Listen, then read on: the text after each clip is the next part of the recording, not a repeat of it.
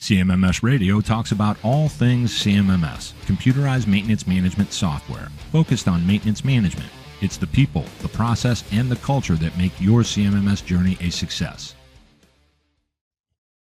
Thank you for tuning in, everyone. Today, we're going to be joined by Tony Demakis, and he is with Alliance Specialties and Laser Sales. He's also the host of the Manufacturing Alliance podcast. You might check that out every week. Typically, he runs a live session. He'll have awesome guests on, and you can go and check that out. But I just want to give you some background on Alliance. At Alliance, we create long-lasting, successful relationships with our customers by finding solutions to their most difficult problems. They sell laser welders and engravers, and they're the best when it comes to laser welding, laser engraving, polishing, and mold maintenance. It's their commitment to their customers that makes them who they are. Tony, welcome to CMMS Radio.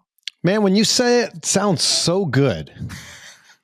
I don't know, man. It's like, for me, I try to figure out how somebody would want me to cold read them in, and sometimes I just want to wing it and, skip all that and just say, hey, we're going to have an awesome dude on here that cares about the industry, also understands a lot about leadership, and you're really open about the fact that, hey, I'm not one of those guys on the shop floor. I know how to put those guys and gals in place that really know what they're doing so that you can kind of do what you do and empower them to do what they do. Is that kind of a good way to put your perspective on that whole thing? Yeah, that's 100% true. That is, that's in a nutshell. I'm really passionate about this industry and what we get to do. And the beauty is, my father started this company, right? He started this company 47 years ago, 46 years ago, something along those lines. Wow. And for a long time, I had no interest, just zero interest in being part of what this is. Mainly because he gave me every terrible job to do. I didn't like the things that he gave me to do. I didn't want to do it. It was everything from put in this sprinkler system in the dead of summer, even though you don't know how to do that and you're in junior high.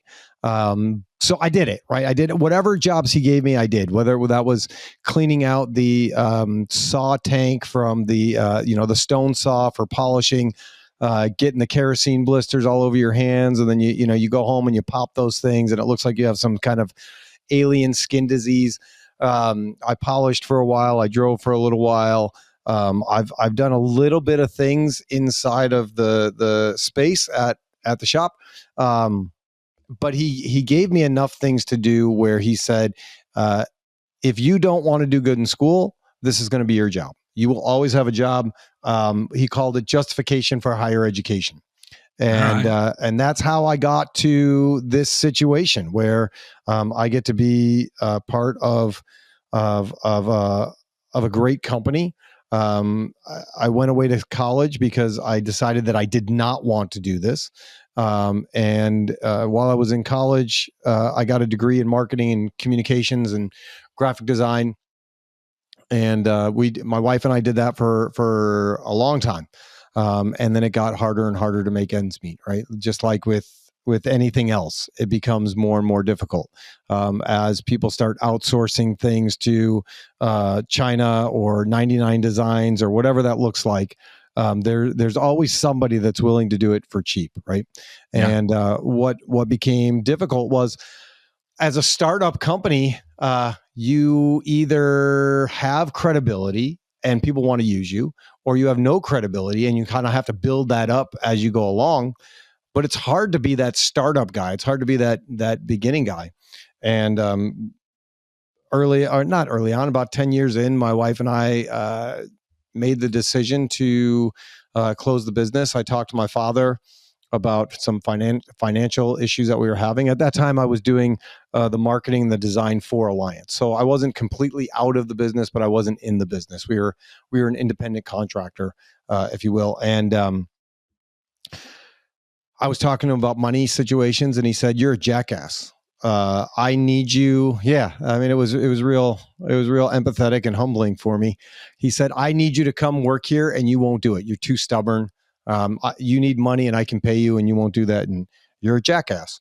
And so I went home and I talked with my wife about it, and we both decided that it would be a good idea to do that full time. And I was never going to be the most knowledgeable machinist. I was never going to know all the ins and outs of every single thing that we do.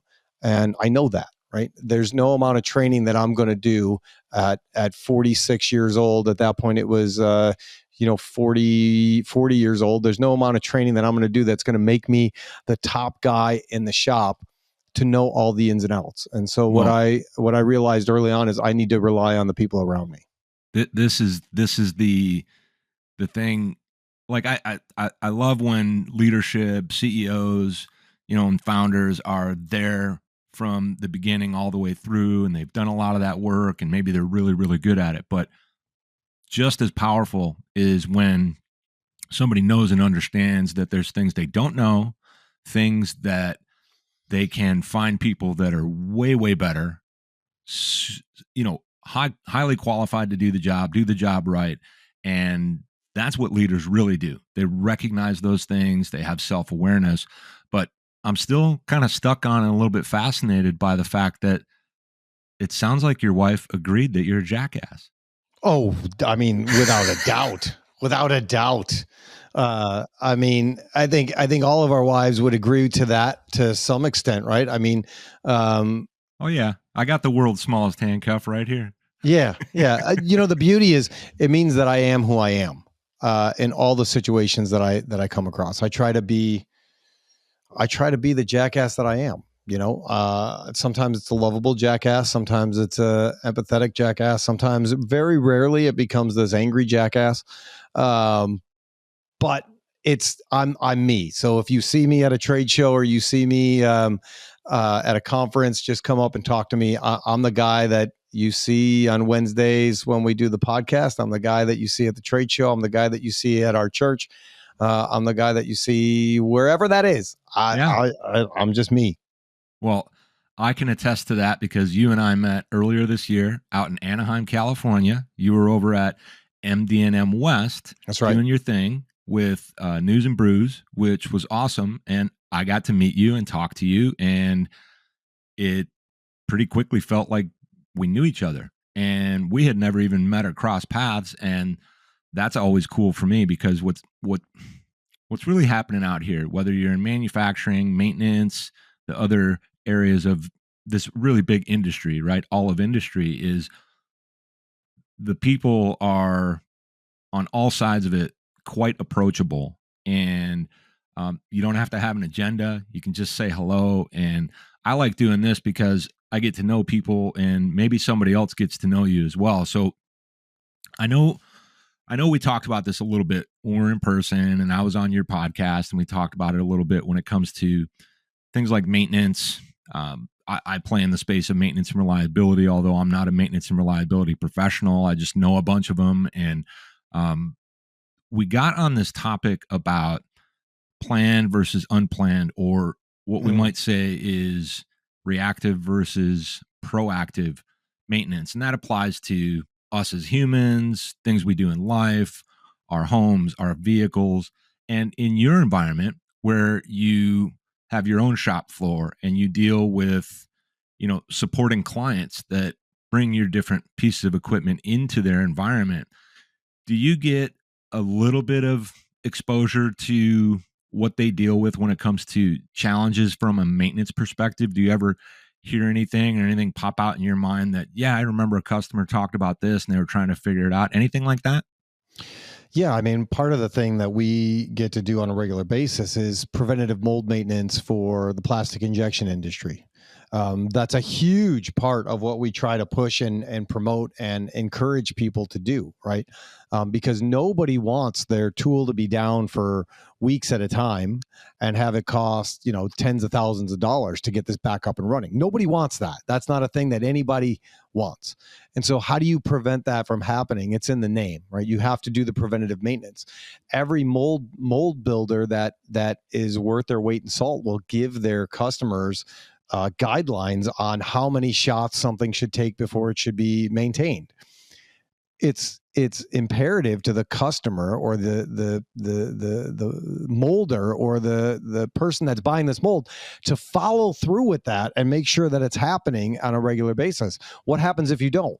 It's going to cost you a lot more money. It's going to be down a lot longer, and you're going to have issues, right? And the amount of stories of people that would rather run their tool at, we'll say 70% capacity, a little bit slower than it should go, with cavities not filling, because it seems like it makes more financial sense for them to do so, is ridiculous, right? Like, people will continue to do that. They think, I don't have the time to do this the right way. I don't have the time to send this out to be maintained. The reality is you don't have the time not to. You're losing money every time that mold opens and closes, and it's short-shotting. Yeah. And there's a mathematical equation to that if you just sit down and look at it. Well, you touched on something really, really cool for me, because I've had a couple of recent conversations in less than the last 24 hours. Like, even one of them was last night, about this idea that in production environments, there can be, run through, you're using equipment at that kind of 70% of its capacity, or maybe moving at 70% of its speed against, optimal throughput or output. Yep. And that looks and feels and can make an entire organization think that they're moving well, because they're having less disruption, less downtime, whether it's operator error or something else. And that is literally a hidden pot of gold in how you're running your operations, which for me, when we talk about maintenance, machine availability, trying to significantly reduce downtime, all that, that's where that all kind of lives. And when you're moving along, you can't necessarily slow down to even see it. So they might not even realize that. Have you had situations where you're able to come in, or maybe people from your team, and say, hey, we see what you're doing, this looks good, but you're missing this, that, and the other? And how receptive are your clients to those kind of observations? Yeah, I think you have the opportunity to talk to a wide range of people when it comes to that, right? Like, some people are receptive to it. Some people go, you know what, you're right. We need to get better at this, that, and the other thing. We should be doing a better maintenance program. Right now, we're behind in our production, and so we can't necessarily do that right now. But that is what we should get to. That's where we should be. And so it's a goal of trying to do that. Depending on the customer, it happens. We have some customers, they're great customers, and they give us a schedule that says, you're going to get this mold on these dates. This is what that's going to look like, and this is when we need it back, because it's got to get back in the press so that we can make parts. But we're going to give you this window, and this is when you're going to be able to get those things done. And then, like I said, there's some people that they don't have the perceived time to do that. And so it is the reactive game where something breaks down, and then all of a sudden it's an emergency to get it up and get it back. And that's not our fault. It's not necessarily their fault. It's, something along the line, something broke down, and they got behind at some point, or they overpromised. They started having short shots earlier than they wanted to, and so now they're playing catch up.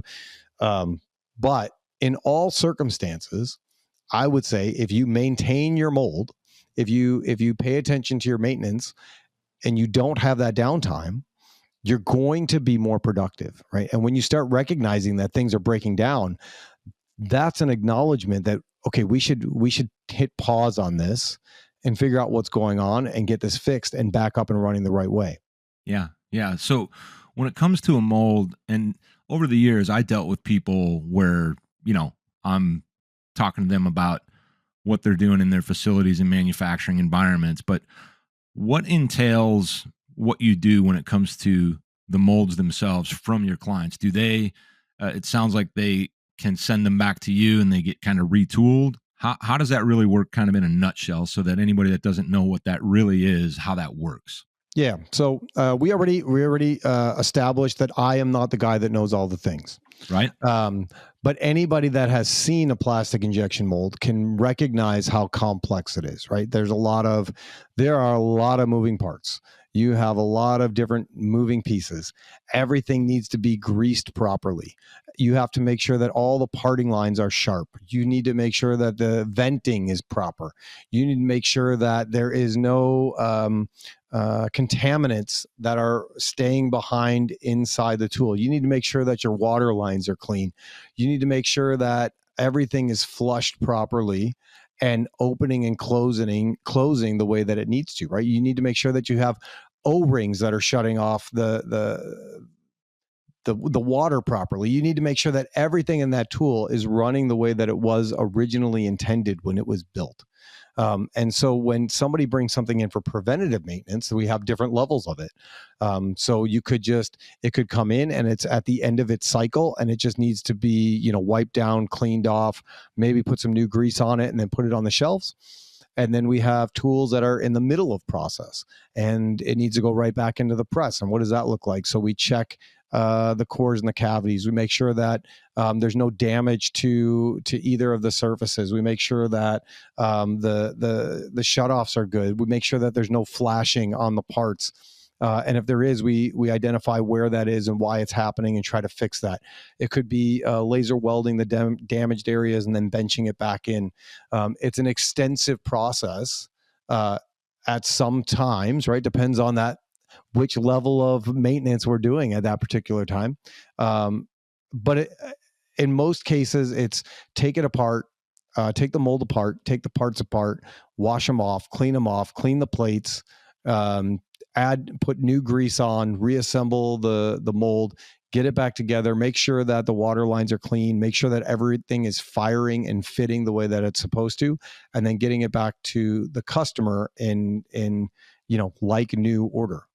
Yeah. No, it's fascinating because as you're describing that, and I'm thinking about the process, and then I'm imagining, well, where do we see things as we're moving through the world, right? Yeah.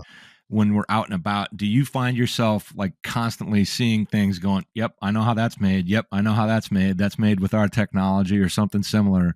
Like, is it literally everywhere? Like the stuff we're using right now, our mics. Oh my gosh. Yeah. All that. Yeah. It's very cool walking through the grocery store, and you walk through the grocery store and you see like the different lids for the peanut butters that you're working on, or, the toothbrushes, or, the floor mats that you're working on. Plastic is everywhere, right? And plastic is not going anywhere. It's everywhere and it's not going anywhere. Like there's so many people that, not so much anymore, right? But a couple of years ago, plastic was the devil. It was this evil, it's this evil entity that's out to ruin the world. Everybody's experienced that with the paper straws. They suck. They don't work well. Like they fall apart. They're just terrible. I don't like straws anyways, but I like paper straws even less. And so the reality is plastic's not going anywhere, whether that's your pens or your medical equipment, car parts. Everywhere you look, there's plastic. And plastic is not the enemy, right? Handling plastic incorrectly could be the enemy. Mm-hmm. I could get on board with that, right? Everybody wants more sustainability. So I could get on board with that. That's fine. But to answer your question, yeah, everywhere you look, there's plastic. I tell a story. There's a guy who works for us. He runs our mold maintenance department. So it's perfect for him, right? So he goes to the doctor with his wife. His wife had a stroke. And so they went to the doctor. She's okay now. So like, spoiler alert, she's okay.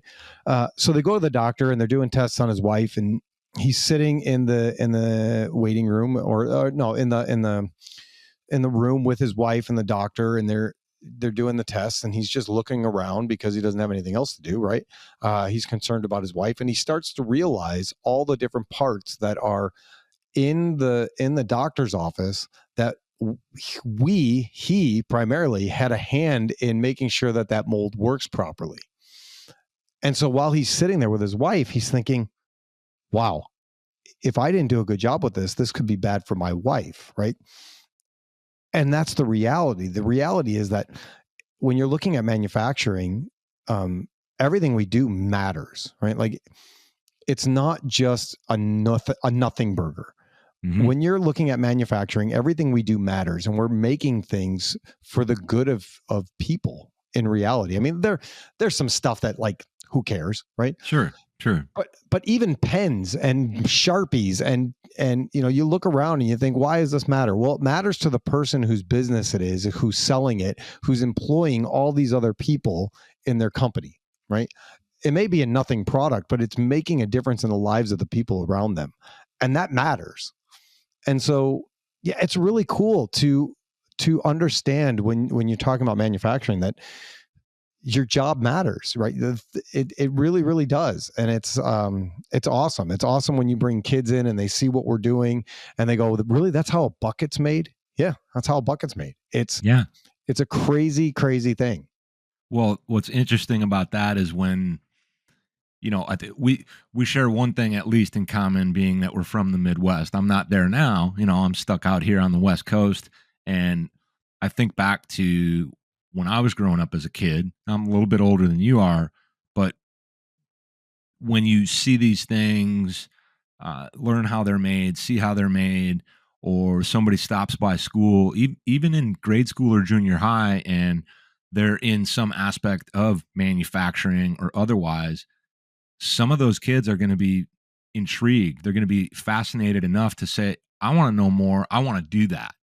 And that brings me to another topic I like to bring up with someone like yourself, where you're at, being in Illinois, kind of right smack dab in the middle of it all, right, for the United States.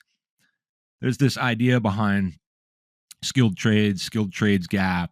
And I think I recently kind of heard a little bit of a different take on it when it comes to the reality of not just how it happened, but how it gets fixed. And I wanted to get your take on that. Like, what's being done? What are you involved in? What do you see or hear about that's making an impact and getting things front and center for kids to be interested in manufacturing or the different things that support manufacturing, like technologies and whatnot?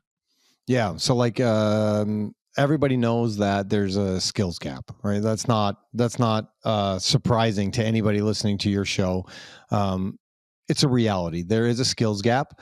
And it's mainly because of, things that happen, like with my father, where his dream for his son, his oldest son, was to go to college and not be in the trade, but to do something, quote unquote, better. Right.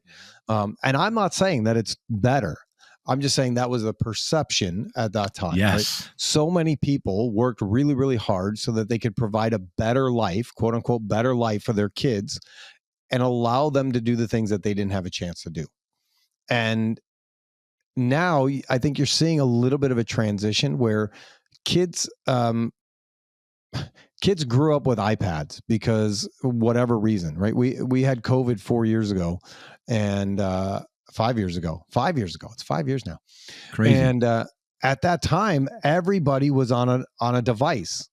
Everybody was staring at a computer all the time. And these kids now are burnt out, and they want to do more with their hands. They have a little bit more. They want more creative output with those kinds of things. And I think just organically on their own, kids want to do something differently than just sit and look at a computer and be a computer programmer, which is also necessary. We also need those things. But I think with 3D printing being as big as it is, and kids being able to have the opportunity to come up with an idea and then create that idea, it shows them that anything is possible. I think that the local schools are doing a good job of bringing STEM and STEAM classes and after school activities to the forefront, and allowing people to understand what all of that actually is. It's cool to see that the need is being met. My daughter was she was in a pilot class not pilot, like airplane. Like it was the first year that they offered the class at her high school, and it was geometry and woodworking. And so what they did is they paired both of those classes together. So you took geometry and woodworking at the same time. Some classes would be woodworking and some classes would be geometry. And so what she was able to do is learn why the geometry matters, learn how to apply it to actually create products that were used in and around the school. So they made, lockers for the sports teams, or they did a project for homecoming, and they made benches, picnic benches for in and around the school and the parks. And so she was able to actually use math in a way that made sense to her and apply those skill sets and realize, you know what, building things is actually pretty cool. Yeah. Working with my hands is actually pretty cool. I know more than the boys do. I'm telling the boys what to do. And that's a rarity, right? And building that confidence to be able to tell those boys, like, you're doing this wrong. Like, you need to do this, you need to do that. And she's assertive anyways, which is great. But, I think as those classes continue to grow and develop, you're going to see more and more kids go, I kind of like this thing, right? And it has to start in the grade schools and the high schools. You can have the apprentice programs, you can have all of those things, but if you're just waiting till you graduate high school to try and figure some of that out, I think you're waiting too long. And so, I think it's great that we start seeing all of that. I keep my head on a swivel, and anytime somebody from our church graduates high school and they don't have a career path, I put them under my little wing of protection, and I go, well, what's your plan? What are you looking to do? I'm hiring. Are you looking for a job? And I love it. I love hiring these young guys from church. They're driven. They've got curiosity. They've got potential. They want to do something different.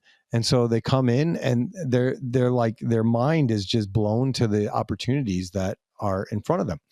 And I think it just takes getting out of our own way as manufacturers and saying, you have to have these qualifications, and you have to have this knowledge base, and you have to have this much experience. Like, we have to train because we missed all that. And we have to be willing to take a step back and not think, if I teach this person, and this goes to culture, right? If I teach this person, you're just going to get rid of me because now you have somebody that can do it that's cheaper. That's not the reality. And as organizations, we have to realize that sometimes you're not going to make money on every job because you're going to have to train people on them. And what does that look like? And how do you dedicate that training time? And is it important to you? It's, you and I, last time we talked, sorry, I'm rambling. Last time we talked, we were making comparisons to sports teams and using that analogy. And I try to do that with a lot at work. And when I look at our team, to me, it's also like a sports team, right? You want to go out and get free agents. There are experts in the field in everything that we do. And you can go out and you can get those free agents and you can bring them in. And they're usually more expensive, and they may be on the back half of their career, and they're going to help you out for a little while, and that's going to be great. But you need to build from within. You need the rookie classes. You need the draft classes. You need to draft well. And they're not going to have the experience. What they're going to have is curiosity and interest and desire and passion. And those are the things you got to look for. Those are the skill sets I think that you got to look for, and then harness and surround people with the right environment and the right people to help them build and grow into who they can be, so that as a company, you can win the championship year after year after year and not have to go poach people in free agency. That's right. It's and there's nothing wrong with, poaching people and bringing in some firepower, someone that's on that tail end of their career that can bring in leadership qualities, mentorship qualities. Hey, I've been there. Yep. I've failed, and then I've learned, and then I've improved. But the thing you're talking about with the interest, the passion, the willingness to learn, that's one of the things I would like to think is kind of becoming a little bit more common for employers in manufacturing and related, where they see that potential and then they have a plan for that. And then what starts to happen, it's almost like a farm system with team sports, where you're bringing people up and you create your own built-in succession planning as it relates to some of the people. They've got this thing, the silver tsunami. I'm not quite that old, but like a lot of people retiring, right? They got to go Sure. do their thing. They put in their dues. And if we have this in our manufacturing environments, and for me, it's the maintenance teams, it's the people that understand maintenance, that actually know how it works.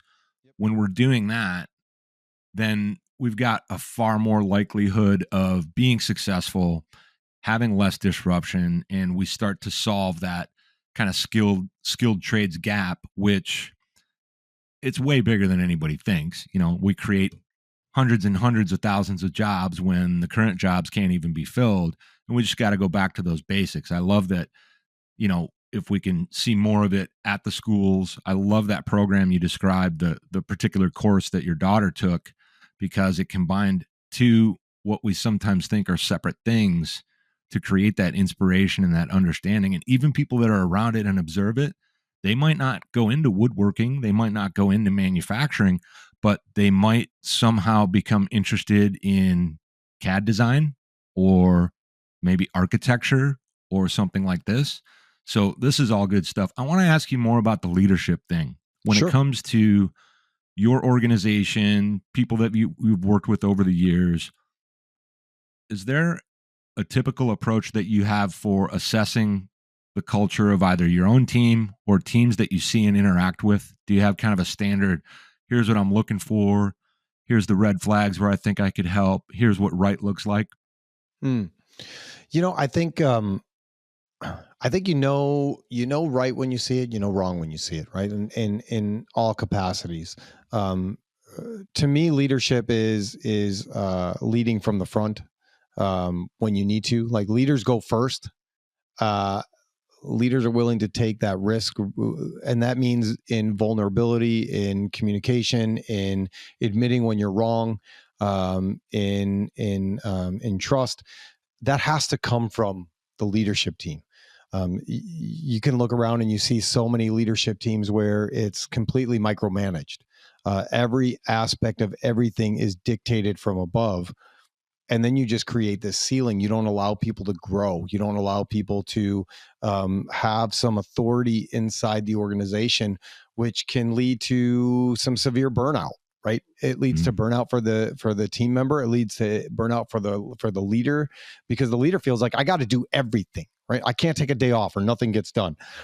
Well, if that's the case, you're doing something wrong, right? You need to start building people up and giving them the tools that they need to start finding success. And so, the successful organizations that I see, they have, you got an open door policy. You got something on your mind, let's talk about it. There's a problem that happened on the shop floor, let's talk about it. It's not about belittling people or berating people. It's about making them better and understanding that we're all into this together.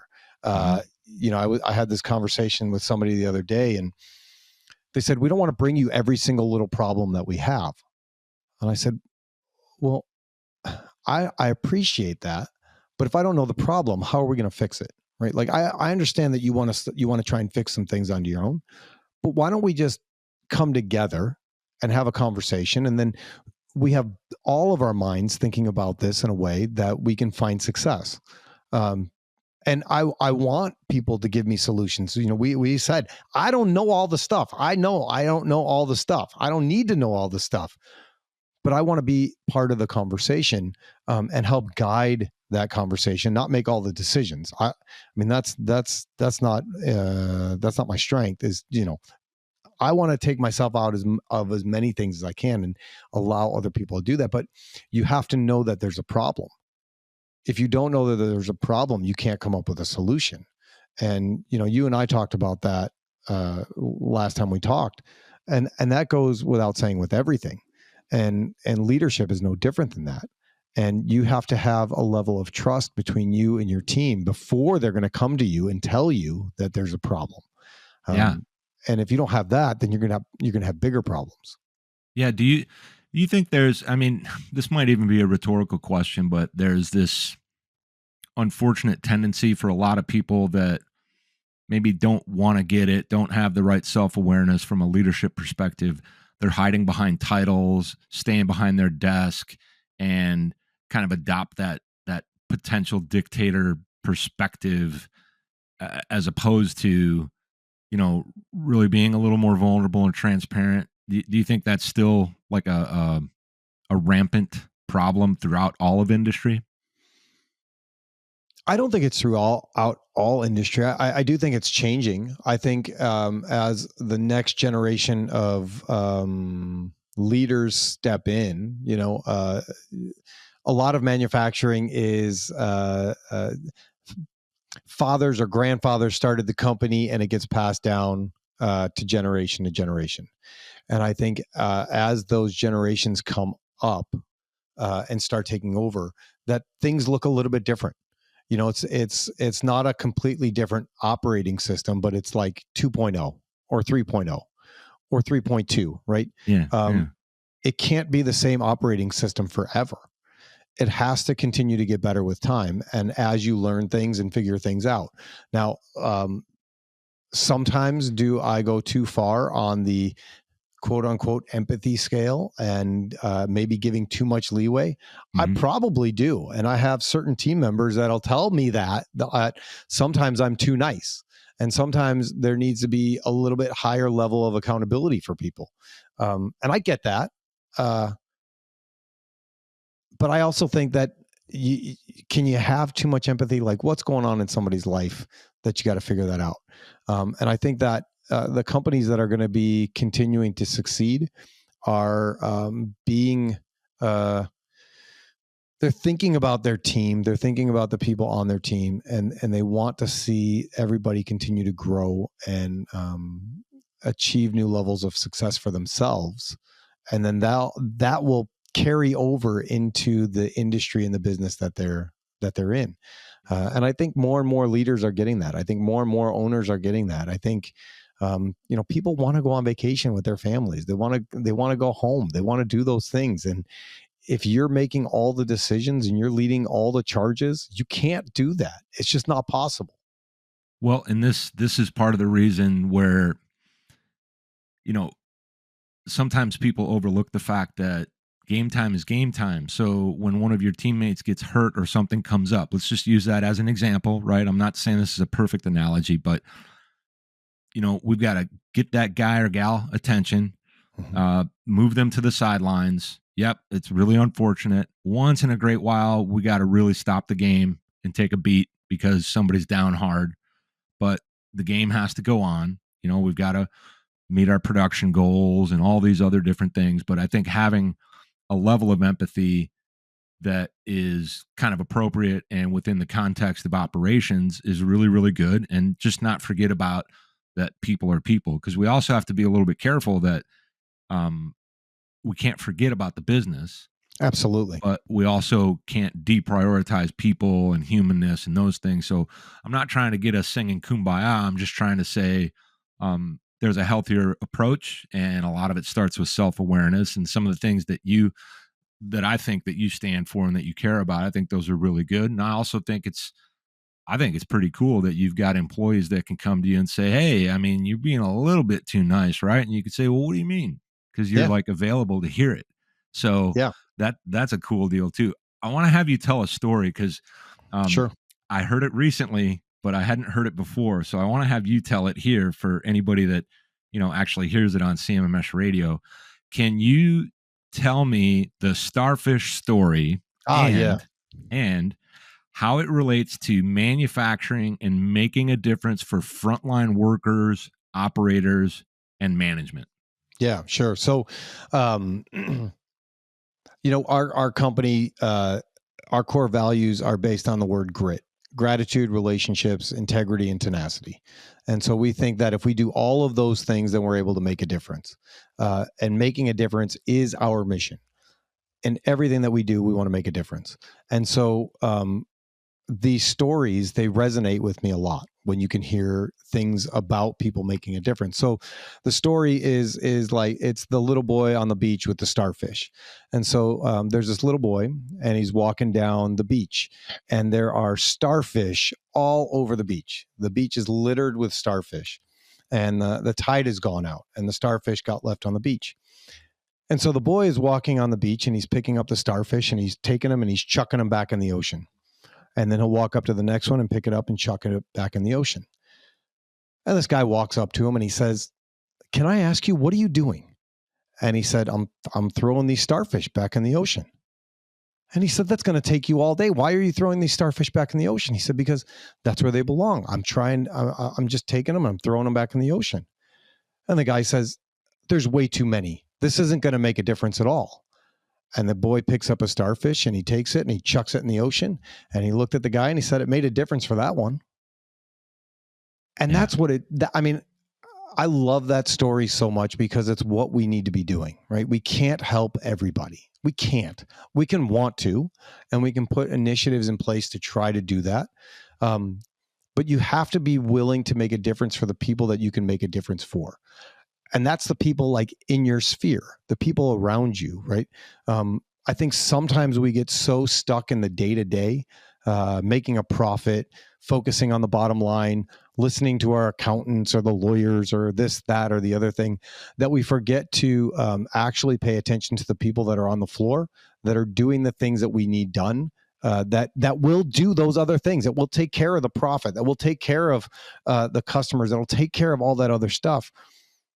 Sometimes as leaders, we can get so caught up looking at the bottom line that we forget to look at the people around us, and really looking at their eyes and their face and their body language, and recognizing that we are called to make a difference for them, right? We need to be willing to step into those moments and say, "Hey, you seem like you're a little bit off. Is everything okay?"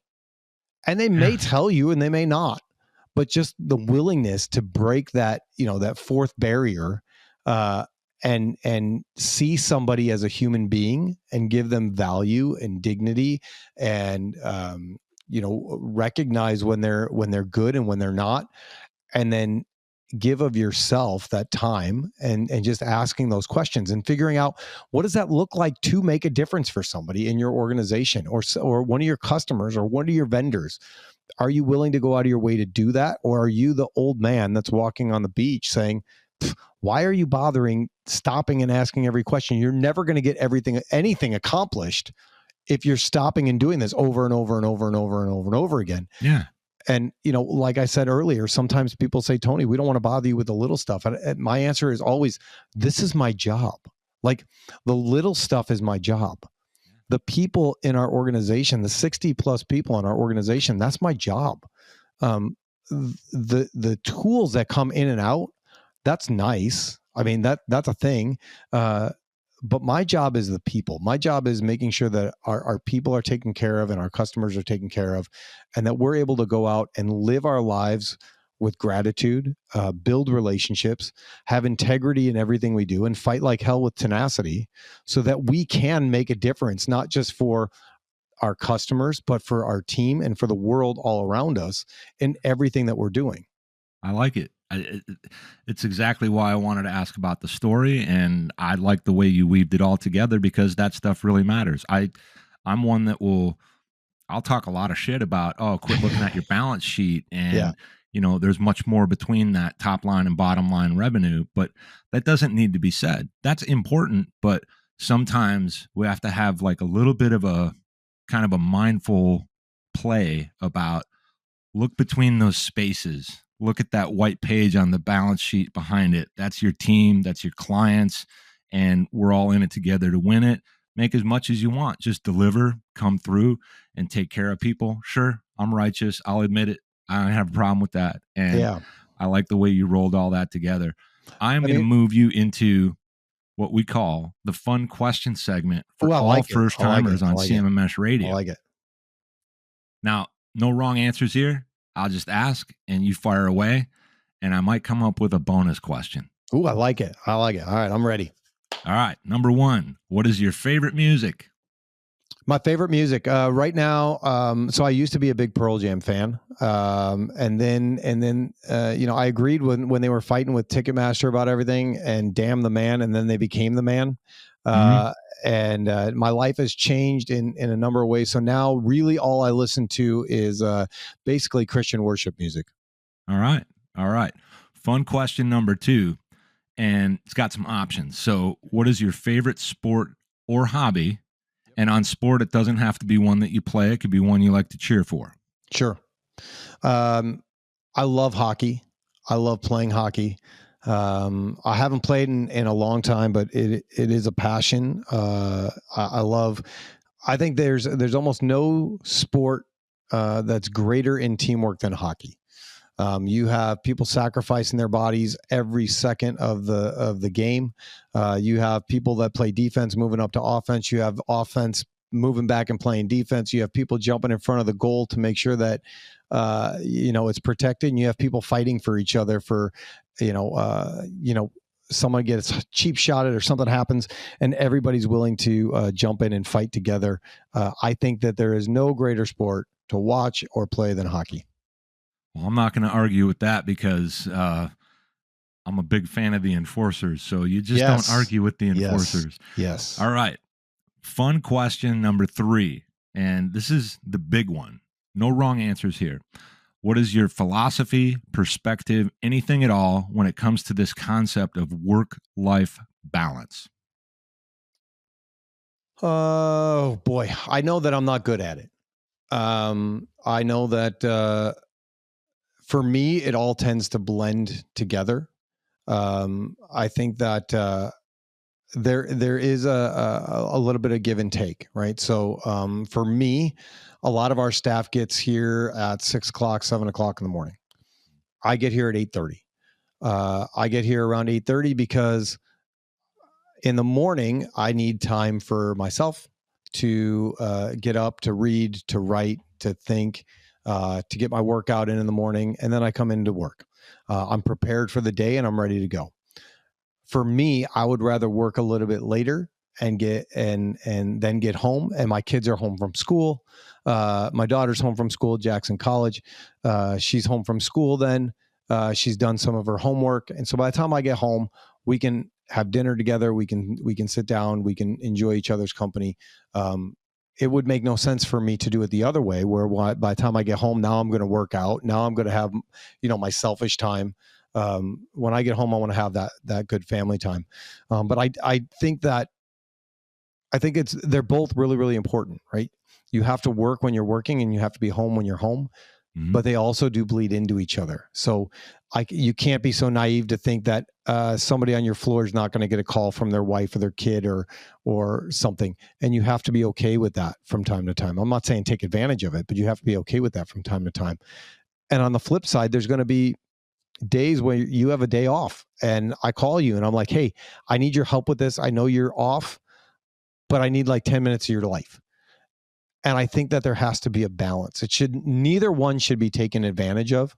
And I think that they're both really, really necessary. And if you enjoy what you're doing and you're doing it for the right reasons and you do care about people, then I think you can have that. The people that just work themselves to death, I don't understand. I do keep myself busy, but it's all things that I enjoy, whether it's being here or, the different trips that we take. And, generally if somebody's on a business trip or I'm on a trip, I'll take a day off when I get back or, whatever that looks like. But I think that you definitely need to balance that work-life priority. It can't be too much of one or too much of the other. And, my mom used to say about relationships, she would say, she's still alive. I always say, I always feel like when I'm talking about my parents, it sounds like they're dead, but they're not. She does say when it comes to relationships, it's never 50-50. Sometimes it's 30-70. Sometimes it's 60-40. Mm-hmm. It's never a 50-50 balance. And if you think it needs to be, you're going to be corrected. There are going to be some days where you have to put in more effort in one area than the other. And there's going to be other days where it goes the other way. And that's going to be okay. As long as at the end of the day, you feel like you've done what you need to do. You're rested enough to be able to give your best effort. You have to know yourself and what that looks like. Yeah. No, I like that, and it all plays. It's why I say there's no wrong answer, because we're looking for perspective and insights that are unique to you, your observations as you've moved through this world thus far, and that you continue to do, and that may change as well. And we're all kind of doing our thing, hoping to evolve, and we should be a little bit intentional about that. So if one person heard that and goes, man, I kind of like that, or hey, I didn't think of it quite that way. Wow, I like how he was just talking about the thing that his mom said. I mean, that, I think that's important. I think that's got a lot to do with why we do what we do. So first of all, Tony, I want to thank you for finally being here with me on CMMS Radio. I want to let people know that they can find you out on LinkedIn if they want to connect. But another thing they could do is keep an eye out for you at industry events. And they can always tune into the Manufacturing Alliance podcast. You do the live broadcast, typically weekly, depending on whether you're at an event or something else comes up. There's a YouTube channel for that. And then you can also connect with his company, learn all about them. It's at alliancelasersales.com. So ALIANCELASERSALES.com. And they can check you out. So until next time, brother, thanks for being on CMMS Radio. Thank you, my friend. Appreciate you. Did you find this episode helpful? Please send us some feedback, suggest a topic, or ask a question. Reach out to CMMS Radio if you need a co-pilot on your CMMS project. Visit CMMSradio.com and use the What's on Your Mind link. Thank you for tuning in to CMMS Radio, your resource for all things CMMS, from selection to implementation, to help you make better choices, learn from industry experts, and have a successful CMMS journey.